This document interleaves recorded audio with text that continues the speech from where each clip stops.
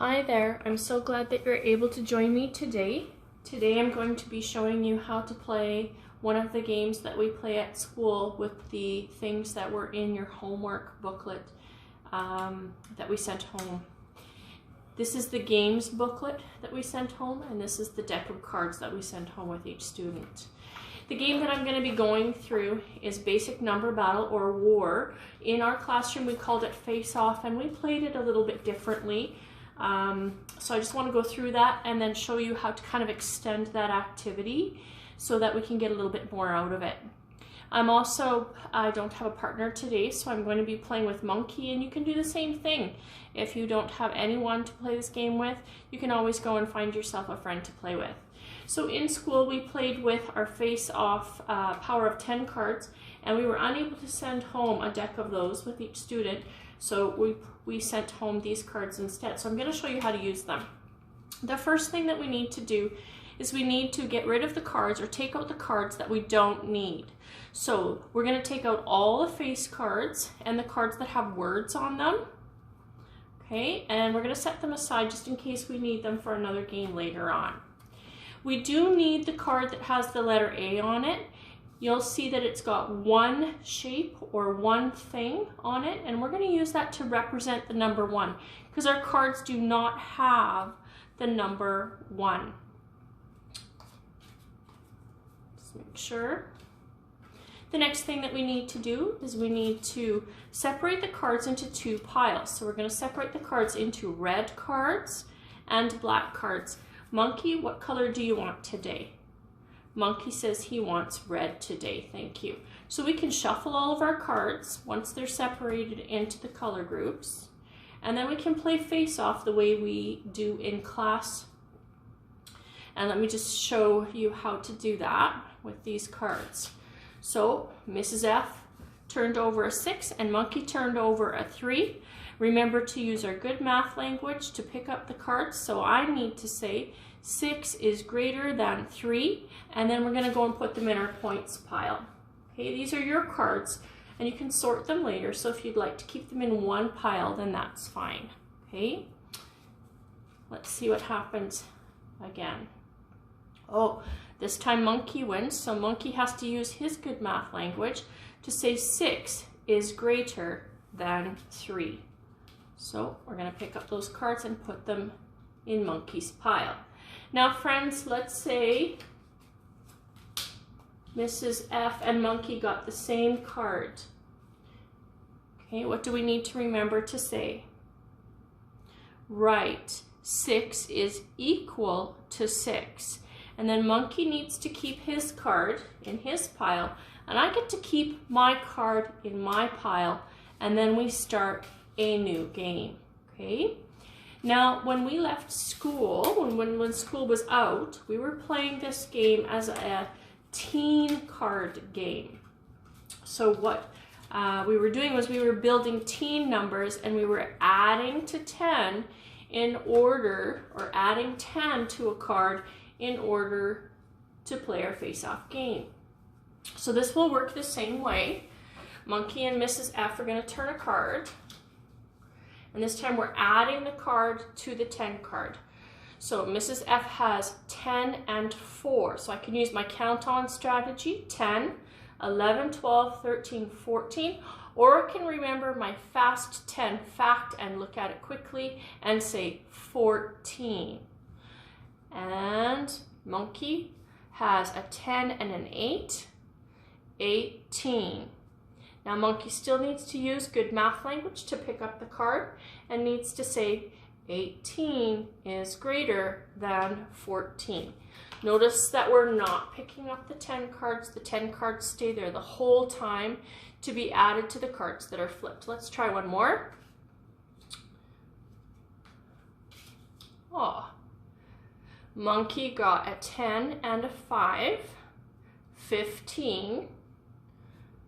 Mrs. F got 10 and 1 is 11.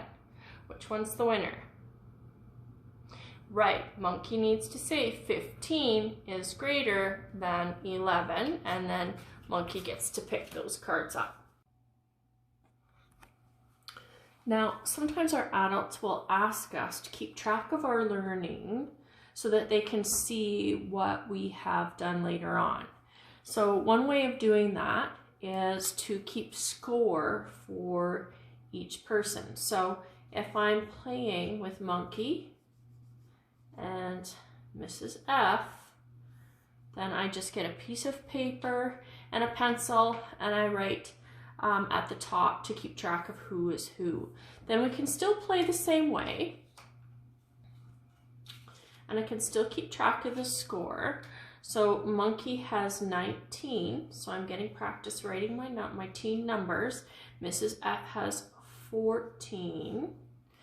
And what we're going to do to show our adult that we know which number is the greatest later on so that we can have a math talk about it is we can circle the number that is larger. Monkey still needs to use his good math language and say 19 is greater than 14 before he picks up the cards and puts them in his pile. Let's try that one more time. Oh, we have an equal teen number. Mrs. F has 10 and 8. She has 18 and Monkey has 10 and 8 as well. So I'm going to write 18 and 18. Now there's two different ways to do this. We could either circle both of them or we could just write the equal sign in between. Now later on, if you're doing this on a piece of paper and you're not erasing it, you and your adult could have a good talk about which numbers are greater. And yes, we could go back afterwards and put in our greater than or less than sign when we have our good math talk afterwards, just to kind of extend our learning. Another way that adults might get you to extend your learning and grow your math mind is they could also ask you to practice writing your teen equations. So after you've played the game with Monkey and you've counted all of the cards in your pile to determine or decide the winner, Monkey can help you make some 10 plus equations, okay? So one way to make a 10 plus equation is we're going to use our cards today and Monkey's going to help me. Maybe your adult asks you to do equations for 5 minutes. Maybe your adult asks you to do 5 or 6 equations. So we're looking at our cards, Monkey's helping me, and I can write the equation 10 plus 6 equals, and again I can use my count on strategy, or I can use my fast 10 facts to say 16. Now, if I move the cards this way, do I still have 16? Yes, I do, but I can write the equation a different way.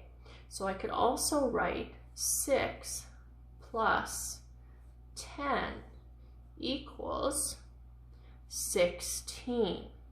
And when I add my 6 to my 10 to get 16, I would still like to see you use your count on strategy of looking at the larger number 10 and then counting on 6, or using your fast math fact of knowing that it's 10. Okay, let's try it with another one. Okay, so this time I have 10 plus 4 equals 14, and I can move my 10 card to the other side. I could also write 4 plus 10 equals 14. Friends, I could also write my equation another way. I could also write 10 plus 4 equals, remember that line means equals 14. And I could move it this way and write 4 plus 10 equals 14. So those are all ways that we can take that game and use it to practice other skills and kind of extend our learning and grow our math minds. This was just, you can use paper and pencil. This was just a little whiteboard that I made out of a blank piece of paper, put in a sheet protector. And I actually usually use an old sock of my teenagers that doesn't have a pair, but thought that would look funny in the video, so Mrs. F cut out a piece of felt. This is a whiteboard marker from the dollar store. And when we're done playing our games, friends, we always make sure we clean things up. So we're gonna take everything that we used to play our game and we're gonna put it in somewhere where we know everything belongs. So I'm going to put my cards in my box. Maybe I'm going to put my game book in my box, and my pen or pencil and my paper, so I can play next time. Some other things that you might see in this box that you don't have yet that will be coming to you. Okay, you should have your dice in the box as well. Looks like my 15-year-old was playing a game with them and forgot to put them back. Funny. But you have your cards in your box. This is something that will be in your next homework package, and we're really excited about this.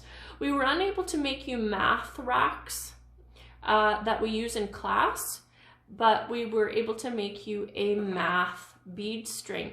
Remember that the white goes on the right, and we can use it to do our equations in our addition subtraction booklet.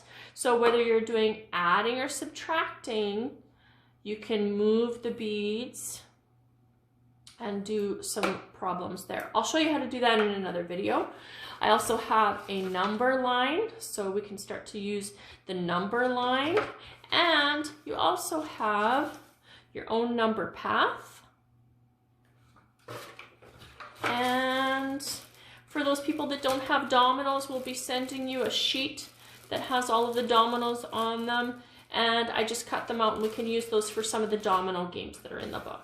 So I'm just making sure that I pack everything back into the box and I have everything together so that next time I want to play a math game, it's really easy for me to go and get everything.